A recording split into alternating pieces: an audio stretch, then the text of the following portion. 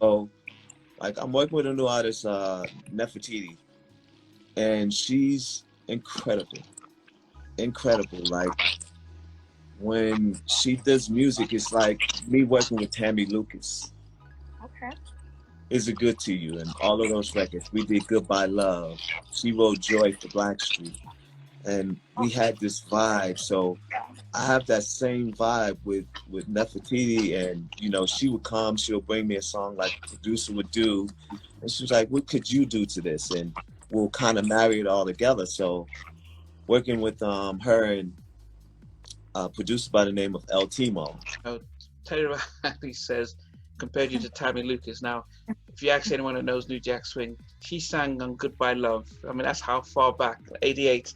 Yes. So she's done Is It Good For You? She did the Blackstreet album, Tonight's the Night. So she's been with him, you know, high five struck. She's been in the background of her writing and stuff. So he says, I'm comparing you to Tammy Lucas. And so that's sacrilege to New Jack fans. But it's almost like, wow, what did you bring to the table that he could just see, wow, be amazed? Because I know he's a music creator and he depends heavily on writers, but he saw something in you that he could evoke Tammy's name.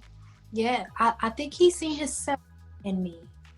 I think he's seen the love for music, you know, the passion and the desire and the purpose. You know, we have purpose in music. And like I said, Teddy Riley produced Remember the Time. So I found out at his house. Oh, you didn't know? I found out at his house that the video was released on my birthday. Okay. I didn't know. Okay. But I knew that he produced some of the, because you have to understand, when I was coming up, even from afar, he doesn't even know this, but even from the Winans, there was moments in my life to where I would hear a Teddy Riley production and it would literally remind me why I was on the planet to get to that. So Teddy's sound, New Jack Swing, raised me as a creator. My choices and the things that I make sure that I incorporate came from Blackstreet, came from Guy, came from all of these different things that Teddy had his hands in. So he literally raised me. So I think when I play music, he hears someone that his music has raised, and it attracts him because he's listening to himself and he's listening to an interpretation that he confirms that he's okay with, that is like, this is impressive. You know, so I think, and it's also inventive. We're not completely copying, but we're doing our interpretation of what New Jack Swing and what the magic of Teddy Riley sounds like now. So I think that is what attracts him to me and my husband. Okay, how did you start taking your product? What was happening? So basically I began to release my music. So I released maybe like 1 or 2 songs. There were different platforms at the time, like SoundCloud and Reverb Nation. And I would look and the song would go #1. Wow. Like on this site. And I'm like, hey, I think we're good. Like, I think we're kind of good. So from there, I began to, involve different people, like involve different producers, work with different producers outside of myself and my husband. And I began to get like involved with like award shows. Like people would do like certain award shows around the city and I would win awards. And so I started to like, when I was working with other producers, that's when I started to get reach further and higher and higher and higher. In what way? Because they would be already accomplished in the industry. So everybody was older than me. Like everybody else was more accomplished. They were well into their career more than me, which was very helpful because they could just basically like lift me into what was going on. So I would reach out to them and I would send them some music and they'd be like, yo, this is amazing. And that's how I got involved with Missy Elliott. That was like my first celebrity encounter. Okay, so 2011, you've seen your husband. What year was this that you sort of met up with Missy? That was 2015. So 2015, I actually have a interesting story about this. If you want to hear it. Yeah, if not, I can keep it. No, this, we've got all the time. Go ahead. All right. So in 2015, one day I was sitting at home in my bed, and so I am a medium, as people will call it. I don't call it that, but people call it a medium, where you're able to communicate with the non-physical, communicate with people who have transitioned. And it's never been strange or bizarre to me because I've always had it.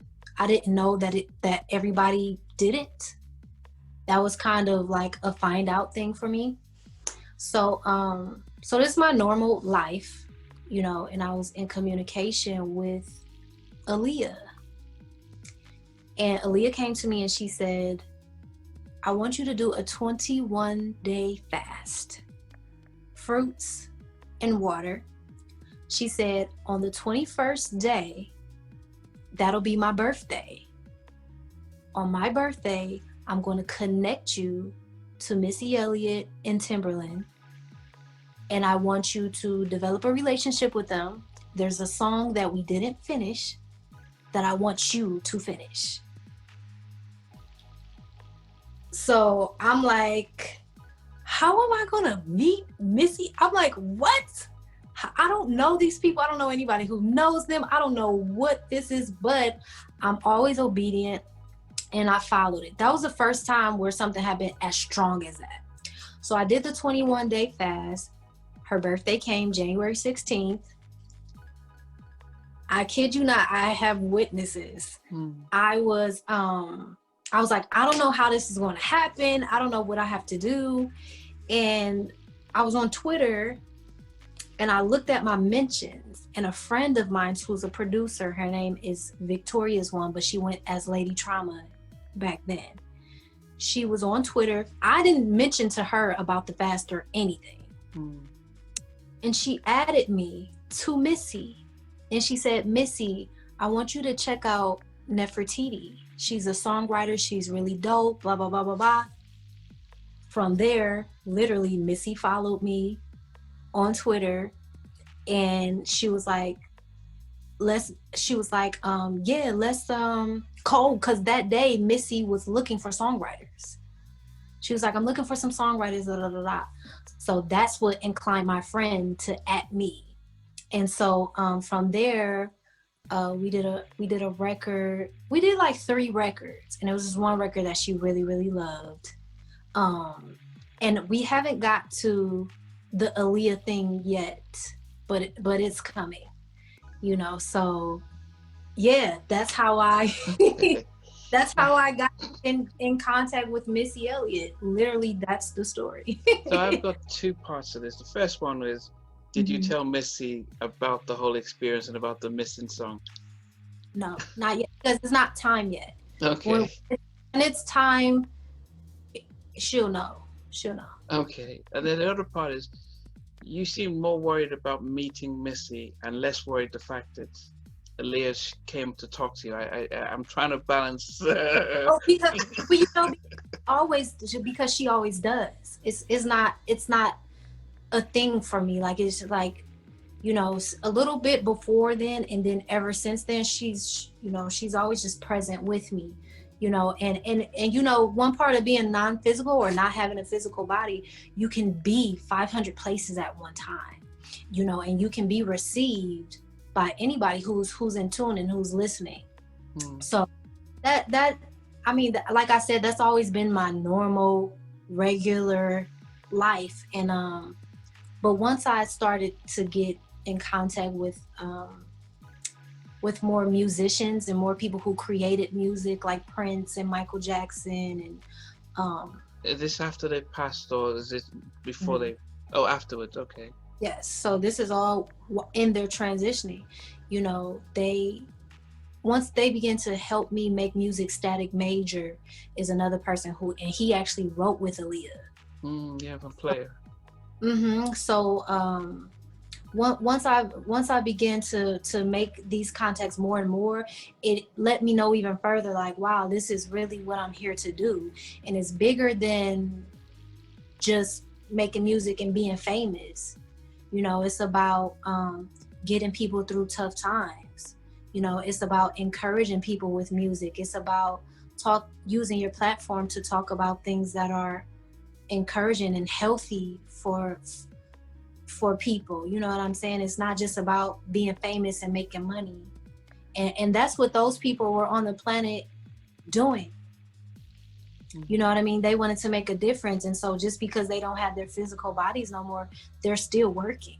They're working through all of us. And so, you know, I'm a part of that, and I'm blessed to be a part of that, you